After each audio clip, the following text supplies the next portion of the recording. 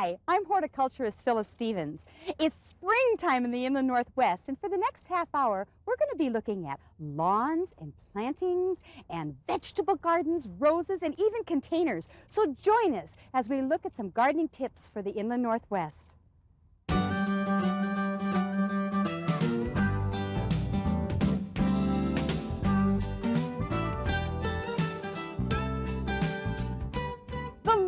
That beautiful expanse of green. It can make us feel so happy in the summertime when it tickles our toes, but it can also make us feel very frustrated when we have to get out there and mow it and weed it and water it. Joining me is Mark Davis from AAA Landscaping and Lawn Service. Thank you, Mark. Hi, Phyllis. Mark, you do this every single day. Give us some pointers that would make for a nice, healthy, beautiful lawn. What do you consider the most important things? Well, you covered them real fast there. There's not much. The grass is pretty well easy to maintain. Water it, mow it. Two main things. Fertilizer and aeration. That's basically all I have to do to it. Oh, come on. It's easy. It's You easy. heard it, folks. You heard it. That's all there is to doing the lawn. All right, let's go back. The first thing you're talking about is watering. Now, how would you recommend watering? Water infrequently and long. In other words, water deeply, get the root system down deep into the ground. That's the best way. All right, none of this little hand stuff. You want this stuff, guy? Ting, ting, ting, ting, ting. Okay. The second thing that you were talking about is going in and mowing. Now, when we're mowing the lawn, most of us have these rotary mowers. They have the blades that spin around on them. How often are you recommending changing those blades? On our commercial operation like ours, we change blades every day, or sharpen blades every day. The homeowner, every couple months, three times during the year, he should be changing out his blade or resharpening his blade. So we can wind up having a couple of blades on hand so we can change it. I noticed that you've got a blade down here. Now, is this one that you've, sharpened on? Yeah, we sharpened this last night. It'll go on our mowers tonight for tomorrow's mowing. So homeowners can sharpen their own blades like this? They can sharpen their own blades. It's fairly simple. Okay, it's really important, too, because I've seen some lawns that have been mowed with dull blades, and it kind of gets that brown haze over them, and they look kind of tacky after a while, right? Right. The ends of the grass get frayed, and then they turn brown. That gives you the brown haze you're talking about. Okay, so good sharp mower. The other thing, too, is I noticed we're starting to leave a lot of our grass clippings on the lawn, and that's a good practice, isn't it? Very good. It puts nutrients back into the ground.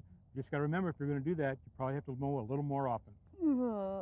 But remember, you don't have to pick them up and destroy them, right? So you just leave those grass clippings on the lawn, and it takes a shorter amount of time to mow the lawn because you're not bagging them and having to destroy them. So leave those grass clippings on the lawn. The next thing I see is you've brought some fertilizer along. So let's take a look and see what we've got here. This first one I noticed is a 4600. Now that's pretty high, and the first number, which is nitrogen. And what is this particular one? That's used in the springtime for a quick green up. It'll work in the cooler weather of spring, and bingo, you get a nice quick green, gets the grass growing real fast. So it's a fast release type fertilizer. Fast release type fertilizer. And the other one you've got is a 3637, and that means 36 means it's nitrogen. That's going to green up the lawn. The 3 is the phosphorus. The phosphorus adds, we usually use that to get seeding or flower growth, so we can keep that kind of low. It also makes for great strong root growth, right?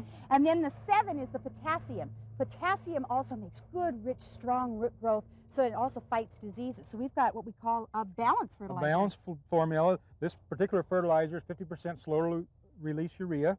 That means it'll keep releasing the urea over a longer period of time. The grass will stay greener longer, won't grow as fast. Oh, that's great. Now, the last one is an organic fertilizer. Tell us a little bit about organics. We're starting to see those come back in a little bit more now. It's a natural organic fertilizer. We like to mix our applications.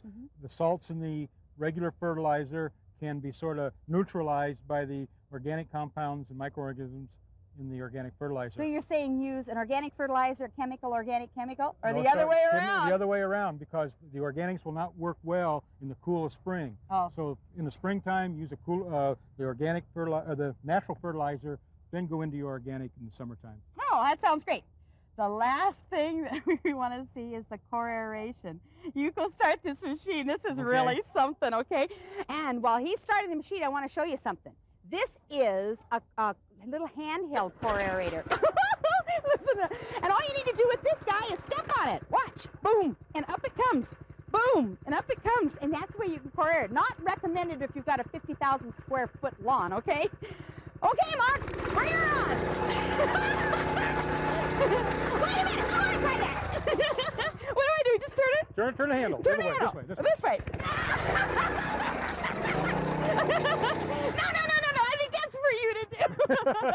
But look at all these little plugs that they pull up. Now, are you just leaving these on the lawn? We're leaving these on the lawn. This has got a nice root system in it here, nice and deep. But what happens is the soil dries up, breaks down when you mow, top dresses the soil, puts microorganisms back on top, and will really work to make your lawn a lot more healthy. A little better than dethatching the lawn, a lot more, and it'll help get rid of thatch that's in your lawn. The microorganisms help get rid of the lawn. Super. You heard it here from the expert. All you need to do is water properly, mow with a good sharp blade, and then leave your lawn at least 2 to 3 inches tall, okay, right? And then come in and do some core aeration and some good fertilization. And that makes a gorgeous lawn that you could tickle your toes in. Thanks, Mark. Thank you, Phyllis.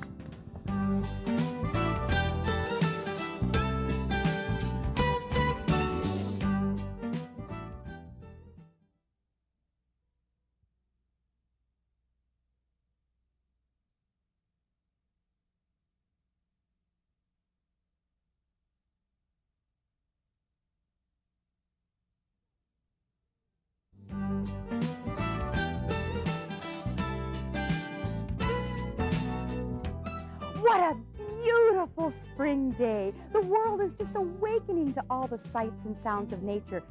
Traditionally, this is the time that we add a little bit more beauty to our gardens by planting a few trees and shrubs. But planting doesn't mean just digging a hole, dropping the plant into the hole and covering it up with soil. We have to look at the root system of our plants. The root systems are critical. They're the guys that bring up the nutrients and water and stabilize those plants and let the plants live for a very long time.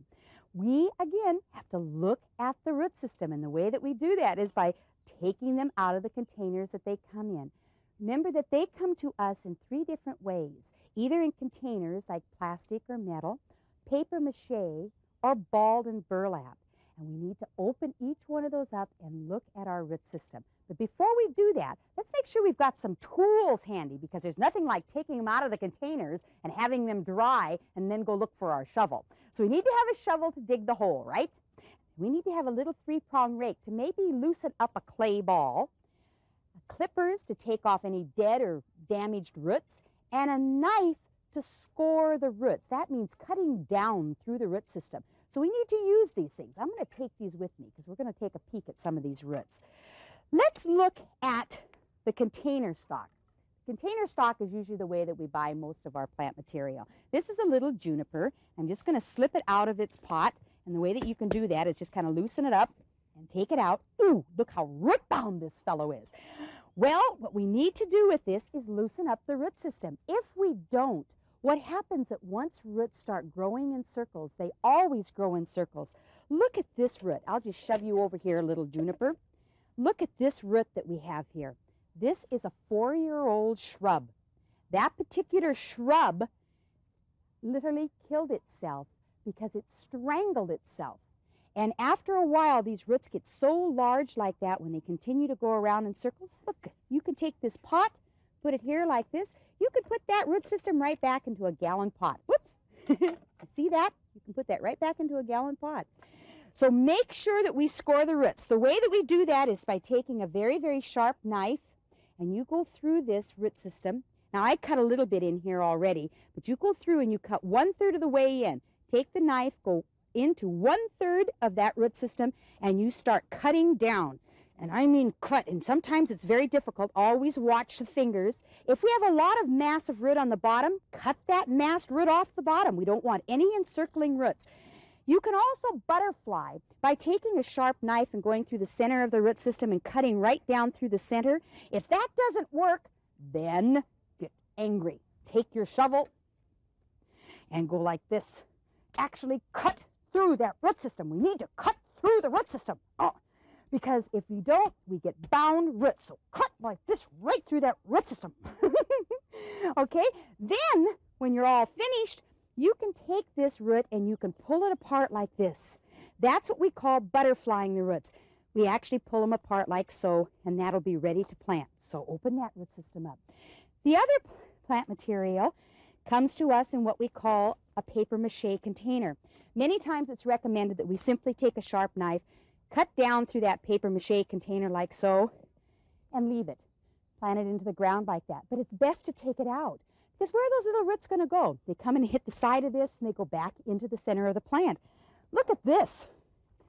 This was an 8-year-old golden chain tree. It died, strangled itself. You could put that back in its paper mache pot. Get them out of the containers. The last way that we have is through bald and burlap. We'll move all these little guys out of the way. The bald and burlap plant material comes in treated burlap. Why leave it in the hole? It's not going to disintegrate for at least 3 years. Take the burlap off. Look what happens. We find these plants in clay. The clay won't absorb water. It becomes hard like a billiard ball. Simply take this burlap off, set it in a bucket of water, soak up those roots. Let them soak for a few hours. Then lift them out like so. Take a little 3-prong rake and you start actually knocking the clay off. You're going to expose beautiful roots. You're going to cut a few roots. It doesn't make any difference. Just claw away at that awful, awful clay until we start exposing beautiful roots. Okay? Now, once you get the roots exposed, all we want to do is to have a nice hole dug. You set them in, put water in, then soil, so we get a good muddy solution to break up air pockets, and you'll have gorgeous, healthy plants. Always remember, take the containers off, loosen up the root system so they move out.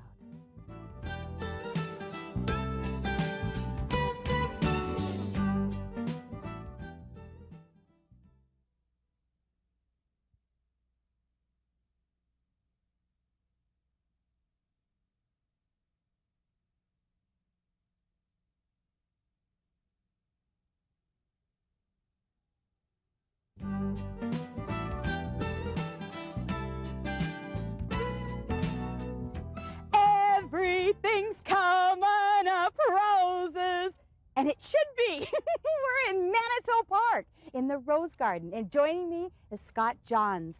Scott, this is just wonderful that you're coming here with your expertise to share with us on roses. You know, I get asked this all the time, and you must too. You know, what kind of roses can we buy?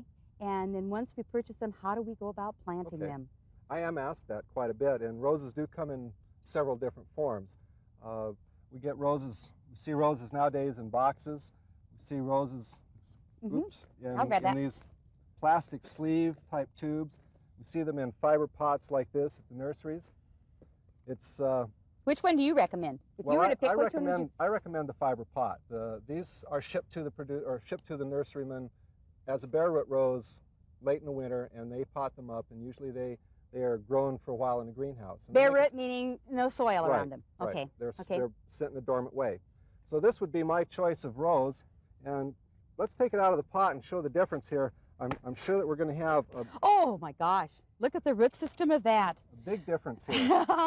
Look at this. Oh my word, look at all these beautiful little white root hairs there. Oh yes. And those do need to have some work done to them. Work?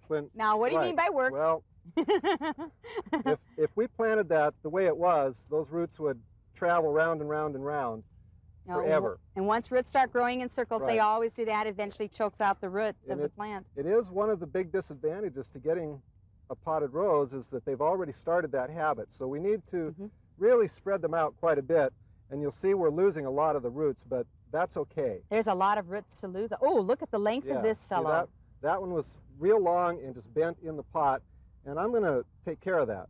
Oh, see what you can do? You can actually prune roses. I mean, prune the roots, and it doesn't hurt a thing. That's right. And I always check the roots and try and get them pretty straight, and I cut them back to about 6 inches.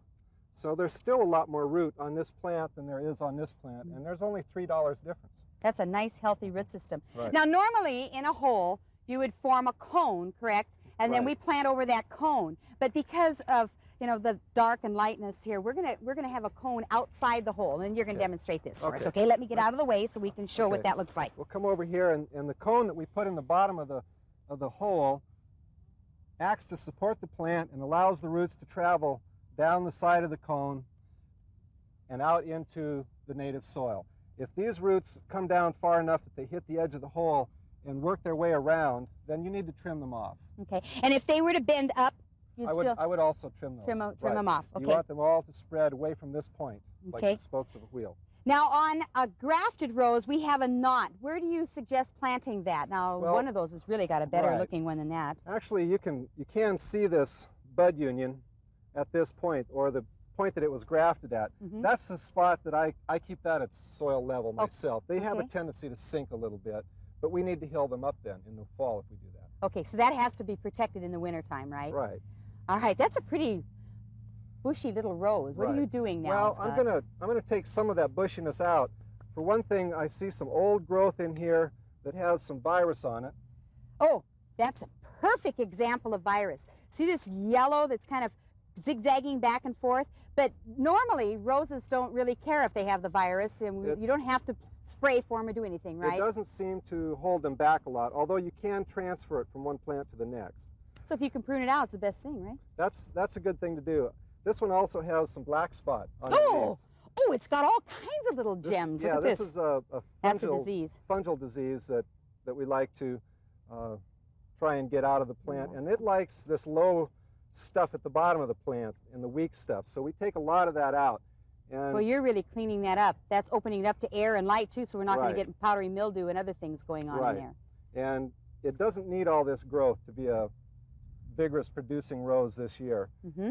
So we thin it out quite a bit, and you could take quite a bit more out if you really wanted to on Look at that that. plant. He's not afraid to prune, and that's what we want to do. Right. You prune for health. That's why we're pruning that rose. Roses, And to give a little bit of shape and so forth, too. roses respond real well to a heavy pruning. Okay, now if we get disease or insects on them, there are fungicides that we can use. There are also some insecticides. I personally would recommend using an insecticide that is truly a systemic. And one that you can get is one that's called Saigon, or you can also use orthene. These are insecticides that are systemic. You put in the ground and they're brought up by the plant itself. Right. Okay? Oh, this has been so helpful. I just hope everything in your gardens come up roses, and thank you very much, You're Scott, welcome, for Phyllis. being with us. Yeah.